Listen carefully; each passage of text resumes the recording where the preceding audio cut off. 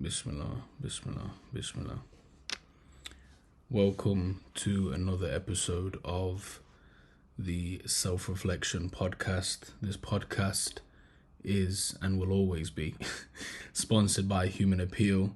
If you go over to the link in my bio on my Instagram page, you will see that we have currently raised over £45,000 for the people of Palestine this Ramadan. So if you want to go over there and donate, let's inshallah reach the target of 50,000. If you want to donate to the people of Turkey, we've currently passed £170,000 of donations for the people of Turkey when they were and Syria, as they were affected by the earthquakes. So if you want to donate to any of those causes, head over to my Instagram, which is JUSTUMR, so just Umar, and then donate as much or as little as you can, or just share it on your story as well.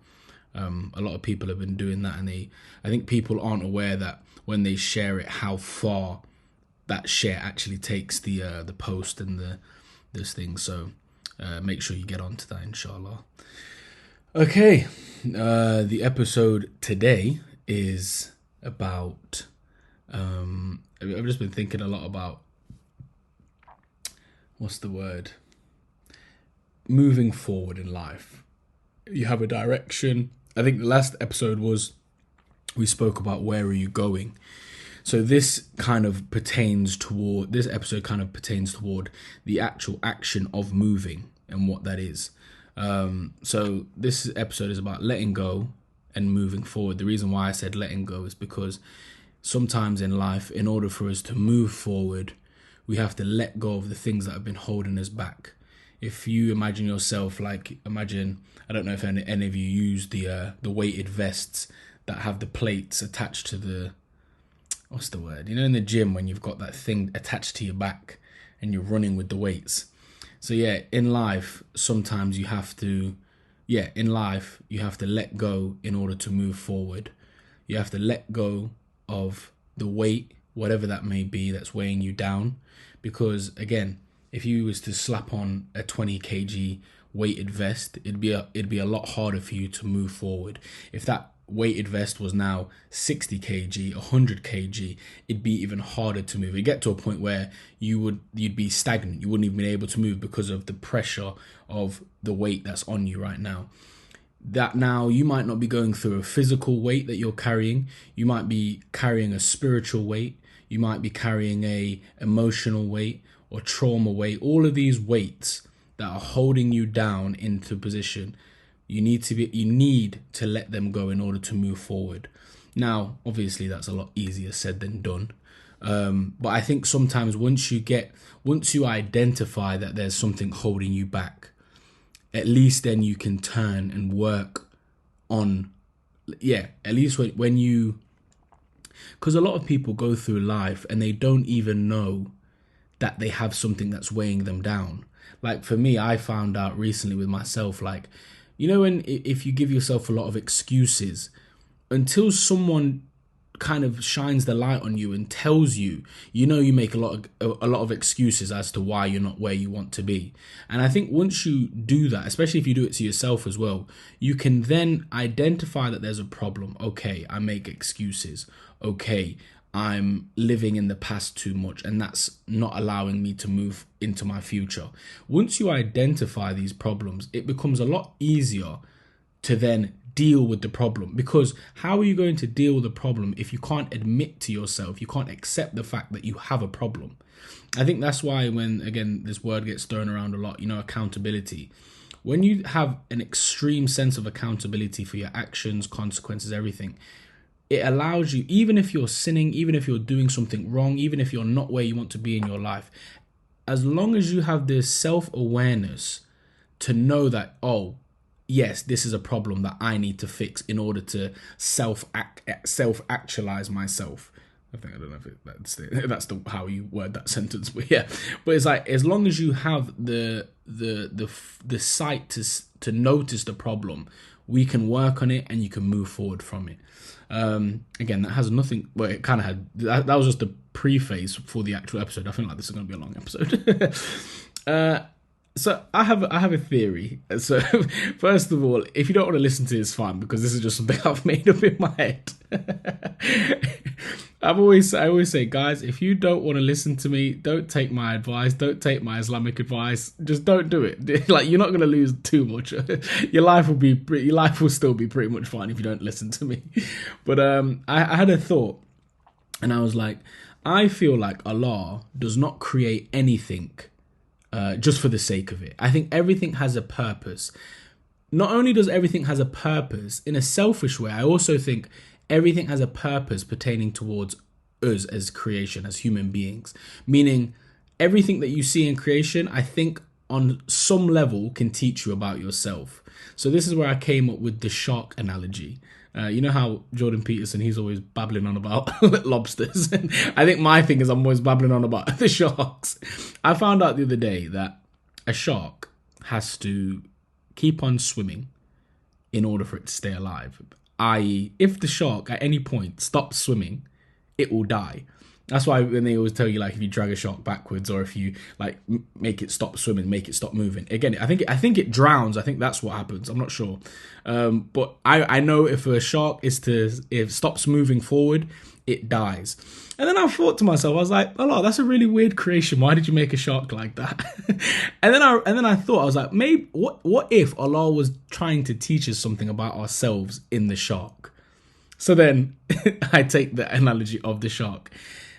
I feel like the shark analogy of if we stop moving forward, if we stop swimming forward, we will have a form of death. Now, I don't mean an actual death where you'll die, but you can have spiritual death. You can have a mental death. You can have a physical death, meaning like your body not working anymore. That's what I kind of mean, not like a soul dying death. But yeah. Just like if a shark stops swimming, it dies. I believe if we stop swimming, it dies. Funnily enough, Finding Nemo, Dory had a lot of wisdom when she told us, just keep swimming, She was trying to give us the secrets of Allah, the secrets of the Quran, but we just weren't listening. We was too busy trying to find Nemo. But I think the main thing of that is, if you don't keep swimming, i.e., if you don't keep on pursuing something, increasing in yourself mentally, physically, and spiritually, you will have a mental or physical or spiritual death. I believe that's what the 5 prayers are. The 5 prayers are us always moving forward. No matter what happens in our day, we have to pray the 5 times a day. We have to pray 5 times. No matter what happens, no matter if I'm having a good day, no matter if I'm having a bad day, those 5 prayers need to get prayed. That's as simple as it is. Because that's my spiritual swimming. That is me keep on advancing in my spiritual growth. Just like dhikr. Dhikr is also something that I do. It's a form of spiritual swimming and keeping on moving forward. Just like mental swimming. Are you reading lectures, watching lectures? Are you watching podcasts? Are you reading books? These are all mental swimming things that are keeping us moving forward. And I likened it to this as well as the shark analogy with the keep on swimming one. I was speaking to my friend once, and friend Sheikh, same thing. I was speaking to my Sheikh once, and he said to me, and I was speaking to my Sheikh once, and I said to him, I feel like my soul is in limbo. I said, I feel like I'm numb to a lot of things. I said, I don't feel like I'm sinning and I'm doing a lot of bad things and I feel negative. But on the other side, I don't feel like I'm progressing either. And he gave me the analogy of like a flowing river. And he said, if you was to stop the flow of a river, if you was to stop the flow, the water in the river would eventually become stale and become stagnant. And if you was to drink from that water, that river, you would actually get sick because the freshness of the water is no longer there because you've cut off the flow. And I was like, and then he says it's the same thing with your spiritual, mental, and physical being. He says the 5 prayers, the dhikr, that is you holding on to your connection with Allah and keeping the flow of barakah in your life. Barakah means blessings. It keeps the flow of barakah in your life. Again, it doesn't care if you're having a bad day, good day, you have to keep the flow. The flow has to go so that when people come, either yourself or other people, they can drink from the river. They can drink from the river of barakah. You can't cut off the connection or it will become stale. Just like the same with a mental thing, you have to keep learning, always learning new things. You have to keep the brain in that flow as well, in a state of flow, so that you can always generate new ideas and benefit other people with those ideas. And yeah, I just when he said, I remember when he said that to me, I was like, yeah, you're right. Because even though I said I didn't feel like I was bad, I didn't feel like I was good, I said I just don't feel like I'm feeling anything. And he just said, yeah, if you don't keep that connection with Allah, if you don't keep that flow with Allah, that communication with Allah, that channel between you and Allah, he says if you at any point cut that off, and by cutting off I mean by stopping the 5 prayers, by stopping dhikr, by stopping remembering Allah, it says if any point you cut that off, it is like a spiritual death. And that's why you feel so numb, that's why you feel so hollow, because something in you has died and it's just a spiritual self. Again, don't get too worried. Like, again, you can always start praying again if you if someone's worried, like, oh no, my spirit's dead and it can never come back. No, it can come back. You just got to revive it. And again, maybe the revival will take a little bit of a process. But yeah, keep it on with this theme of letting go and moving forward. I think, like I said at the beginning, when you have, like, imagine you have a weight that's weighing you down. Sometimes we have to let go of the idea of ourselves.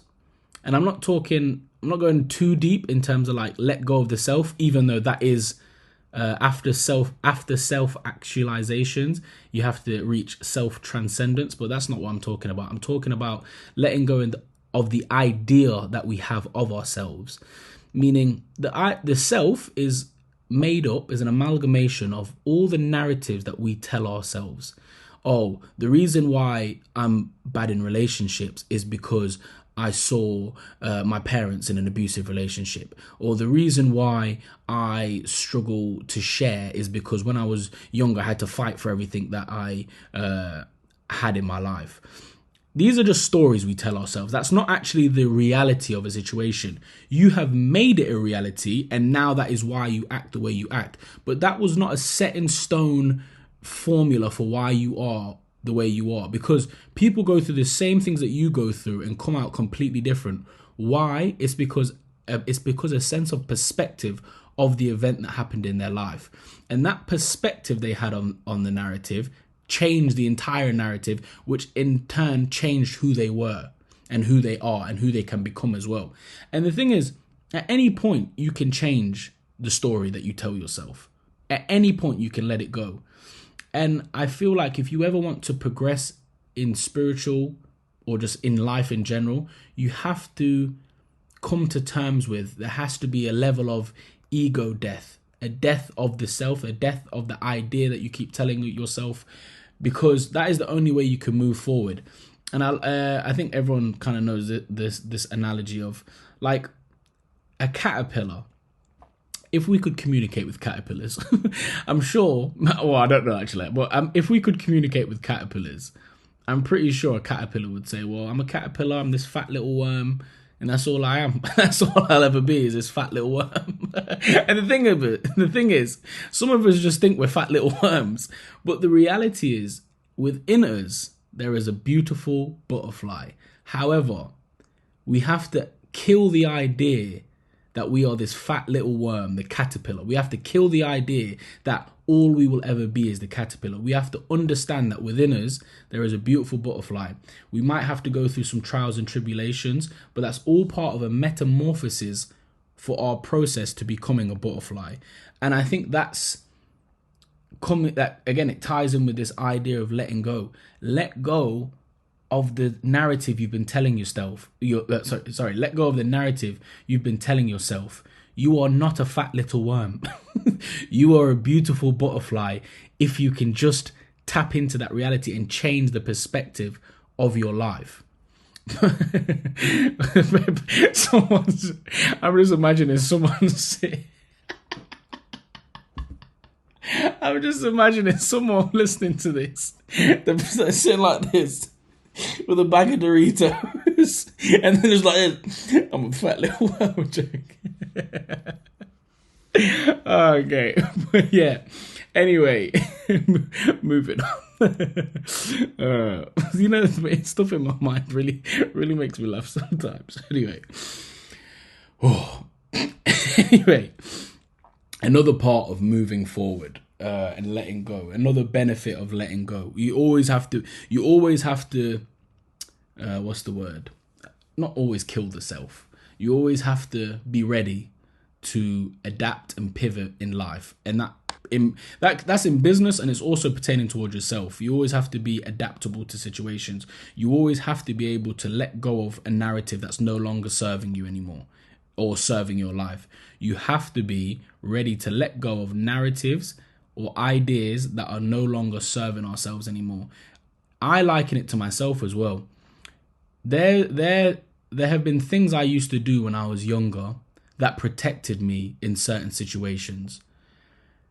But now I have become dependent upon that mindset that I had when I was 16, 17, 18. I've become dependent upon it because it might have saved me at a time when I needed it. However, I've grown as a person. My life is different. I'm different. Therefore, my mindset needs to shift, and it needs to change, and it needs to adapt, and it needs to grow with me. I can't have my 18-year-old, 20-year-old thoughts in my now 26, 30, 40, 50-year-old body. We have to always be advancing. We need to be able to always be open to the idea of letting go of things that no longer serve us. I would go into some of the things that I used to do, but I'll probably save that for another video. I always say I'll save things for another video. I never make the video. But the thing is, this is a lifelong podcast. This is the part of the podcast is a journey.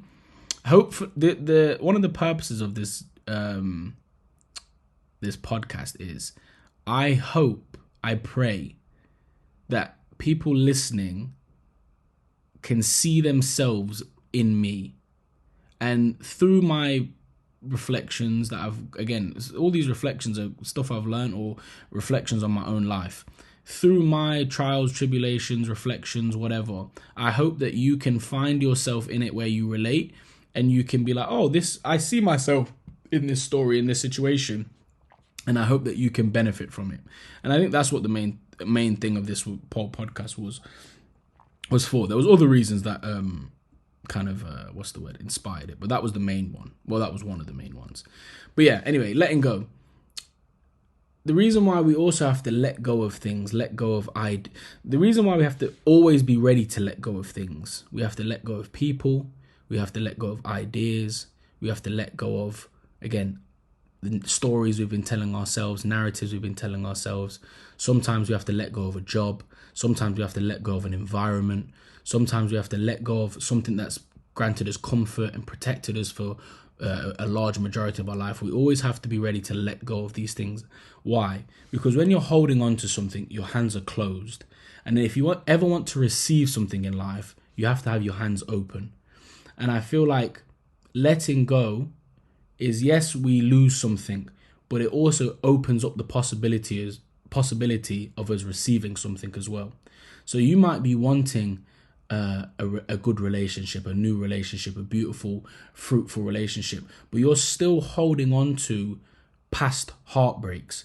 You're still holding on to the resentment that your ex who did you dirty, you're still holding on to that. How can you receive something if you've not let go of the past? You can't receive the future unless you let go of the past. And the thing is, I think when you let go of the past, it also opens you up to the possibility of the present as well. If you, again, anyone that knows, when you hold on and you always dwelling in the past, maybe it be someone's past or someone's, again, heartbreak, whatever it is, I feel like when you constantly dwell in the past, it robs you of the present, and it also robs you of the possibility of what life could be as well. And that's one of the that's a catastrophe in life, because yes, it's good not to live in the future as well. It's good to live in the present. But sometimes with me, when I think of the future, I just have like hope. I think that's the main thing I have of future is just hope. Like, yeah, yesterday might have been bad, but if I have tomorrow, if Allah gives me a tomorrow, then there's a chance for it to be good. There's a chance for a blessing to come. There's a chance for one thing to come in that tomorrow that will change my whole entire life. And I think that's why I like my favorite verse in the Quran so far is Surah Al-Duha, when it just talks about because I think it's called by the what's it in English? I think it's by the morning something. But it's like Surah Al-Duha just has, it's just such a hopeful dua, especially for people like me.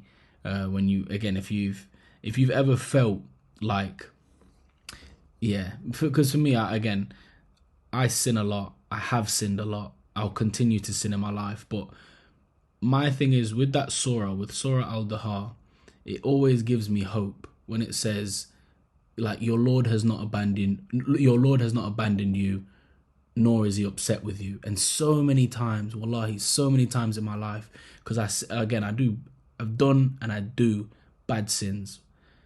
And sometimes I'm like, Allah, like, sometimes I feel like Allah's left me, or like Allah's like, he's just tired of me being the way I am. But so all I've got to do is just go back to that verse and I just really internalize what Allah is saying to me. And I feel like Allah is just talking to me out of everyone in the world. Like, I feel like for everyone else, I feel like, yeah, the Quran's for you. But Surah Al-Duha, sometimes I'm like, nah, that one was for me. And I think that's the beauty of the Quran. Like, it's Allah speaking to you directly. Your Lord has not abandoned you, and nor is he upset with you. And I always thought Allah abandoned me, and I always thought he was upset with me or angry with me or something. But it's that idea I had of Allah, and it flows back to the conversation. Sometimes we have to let go of an idea that we had of Allah. Some people have the idea that Allah is this big judge and he's just ready to smite you, and he's just looking for opportunities to throw you in a boiling pot of water. And it's like, who sold you that image of Allah? Because that narrative of Allah is now how you interact with him. Whereas, again, in this verse, your Lord has not abandoned you, nor has he forsaken you. It's such a reassuring verse. I just look at that version of Allah there, because obviously Allah has his other versions where he has his other sides. But that version there, I'm just like, it's just such a nurturing, beautiful thing. SubhanAllah, maybe I'll make a video on it one day. But Surah Al-Duha, man, that's my jam right there. That's my thing right there. I listen. And you know, the thing is, I don't even have I memorized it. Al-Duha. No, I don't. I don't even memorize it. But this is why. Look, maybe Allah will forsake me one day because I'm just a joke. But yeah. Anyway, I'm gonna leave it there. Oh, hopefully I'm not. 23 minutes. Umar, shut up. I wish people in maybe I should do lives where people can literally just type in, Umar, you've done enough talking, now shut up. Okay, cool, whatever. But yeah, we're in our last 10 nights of Ramadan. Make sure you make dua. Even if you listen to this and it's not Ramadan, still make sure you make dua. Yeah, and let's just make the most of these last 10 nights. Inshallah. I'm going to Senegal soon as well, so I'm going to hopefully, inshallah, shoot some reflection videos out there. And I always have some banging reflections when I'm in Senegal. But yeah, anyway, assalamu alaikum. Make sure you donate. Make sure you go follow Human Appeal on Instagram. Make sure you follow them on TikTok as well.